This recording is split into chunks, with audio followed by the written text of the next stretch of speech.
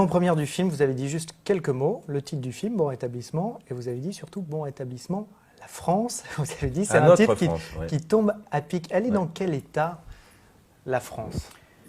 La France, elle va pas bien, mais c'est pas d'aujourd'hui. C'est là où il faut faire la différence entre un gouvernement qui est arrivé et qui a repris un bateau qui était en train de pencher grave et il l'amène là à carrément couler. On lui aurait laissé quelque chose en meilleur état, je pense qu'il s'en sortirait mieux, M. Hollande. La différence, c'est que M. Hollande, c'est pas un chef d'entreprise. M. Hollande, il n'a pas le charisme qu'il faut pour ça. Alors, il est victime de ça. Je suppose qu'il a toutes les bonnes intentions du monde. Mais vous voyez, il lui arrive tellement de soucis, même ce bouquin qui arrive au mauvais moment, c'est pas bien de faire des trucs comme ça. On ne tire pas d'abord sur les ambulances. Et puis, c'est pas le moment de régler des comptes, parce qu'elle, elle a pensé peut-être à elle et à son problème avec Hollande, mais elle n'a pas pensé à nous tous. Et nous, on a envie d'avoir un taulier qu'on regarde avec respect, avec l'envie de se dire, on va y croire à ce monsieur, quoi. Parce que ce soit de droite ou de gauche, peu importe, il faut croire en celui qui est là. On a envie que ça marche. Ouais. On a envie que ça marche. Quand on nous montre ce qu'on nous a montré il y a 3 jours, un mec qui vous dit, il faut payer tes impôts, toi, hein, parce que le moindre retard, ça ne va pas le faire. Et qui, lui, s'autorise à ne pas les payer depuis 3 ans. Et en plus, c'est pas que ça qu'il paye pas, c'est son loyer aussi. On se fout de notre gueule à un point où on est complètement démotivé. C'est pour ça que la France va mal. Après, souhaitons absolument que la France aille mieux, quoi. C'est pas. J'espère que ça va aller encore plus mal, comme non, ça. Mais est-ce que vous dites, on est arrivé à un tel niveau que. Là, je me dis qu'on est arrivé à un moment très dangereux maintenant, parce que ça peut s'énerver cher maintenant. Mais au-delà de ça, il faut un taulier quand même. Mais vous dites du coup, je crois que quand il pleut, il vaut mieux prendre un parapluie que d'avoir l'air d'un con dans le monde entier. Sur l'île de Sein, l'image de Hollande, vous dites qu'il doit tenir bon, ou certains se disent en ce moment, bon, arrêtons les dégâts, passons à autre chose, une dissolution, une démission, on entend tout en ce moment. Hein. Moi, je ne suis pas assez calé, mais j'aurais préféré quelqu'un d'autre. Hein. Ouais. Vous pensez qu'il y a quelqu'un aujourd'hui qui pourrait si vous voulez, là où j'ai été très déçu, c'est de Strauss-Kahn. Parce que moi, Strauss-Kahn, pour moi, j'avais beaucoup de possibilités avec Strauss-Kahn dans ma tête. J'y croyais, etc. Après, il a eu ce problème-là. Mais là où je l'en veux, c'est qu'il m'a collé son secrétaire, quoi. Il ne m'a pas collé un taulier, il m'a collé le secrétaire. Le problème, il n'est pas là.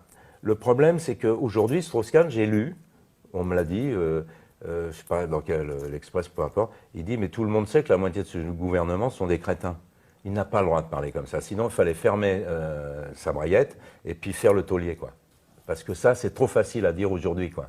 Donc moi, je crois que M. Hollande, il a, encore une fois, assieds-toi à ta place, on ne te fera pas lever. Voilà ce que j'ai envie de lui dire. Quand on dit 13 fois, moi, président, il faut être un président. Il ne l'est pas, pour moi. Moi, je suis un petit peu, en ce moment, à l'écart de tout ça, parce que j'en ai marre d'entendre les cons.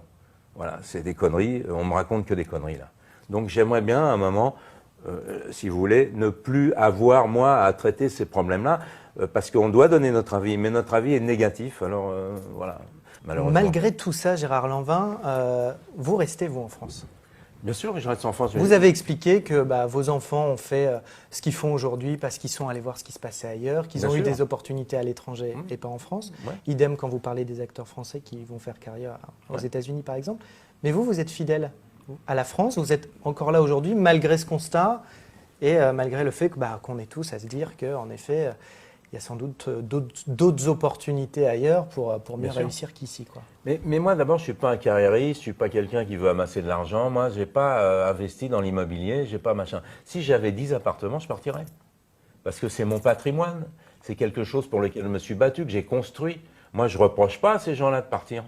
C'est normal, on veut les piller. Mais pour faire quoi avec leur oseille? Rien du tout. Ça n'avance pas le schmilblick. Quand Hollande dit « je veux prendre 75% aux acteurs », il ne sait pas que nous, on a des métiers comme les footballeurs. On ne sait pas ce qu'on va faire demain. Il ne sait pas qu'on a, pendant 10, 15, 20 ans, on était des clodos et que le jour où on réussit, nos carrières sont courtes finalement.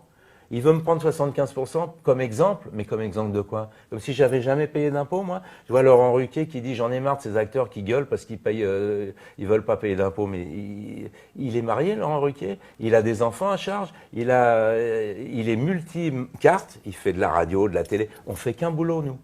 un boulot, et cet argent, on en a besoin pour faire vivre nos familles, pour faire vivre les amis qui sont dans la merde et tout ça. Pourquoi, à titre d'exemple, 50-50, c'est un exemple, j'ai toujours payé mes impôts. Je n'ai pas à être un exemple supérieur à ça. Non, mais justement, vous auriez pu vous installer ailleurs, fiscalement, etc. Non, parce que j'ai pas besoin de m'installer ailleurs. Non, mais justement, pour arrêter de vous dire on donne et finalement, je suis d'accord pour payer mes impôts. Fiscalement, je suis d'accord pour payer mes impôts. Je suis pas d'accord pour me dire je vais carotter ça. Non, je vis dans un pays. J'ai des autoroutes, j'ai des hôpitaux, j'ai des machins. C'est indispensable pour moi, pour circuler. Je suis d'accord pour les payer, moi. Je veux pas qu'on me prenne pour une pute. Je vais pas mettre une jupe pour aller faire plaisir à M. Hollande. Donc ça, il en est pas question 2 secondes. Mais la problématique, si vous voulez, c'est que les gens pensent que ceux qui ont réussi sont des sales gens. Mais c'est des bosseurs, ceux qui ont réussi. Ils ne se rendent pas compte que réussir, c'est difficile, les gens. Ils croient que ça arrive comme ça à des élus. Tiens, toi, tu vas être un mec qui aura réussi.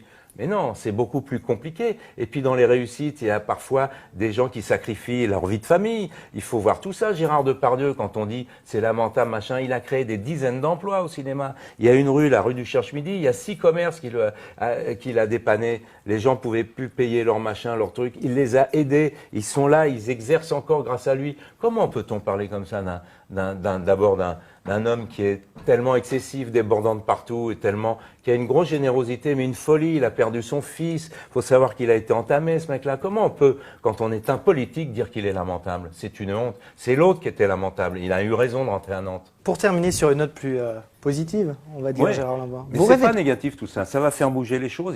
On l'espère tous, franchement. On l'espère tous. Mais forcément.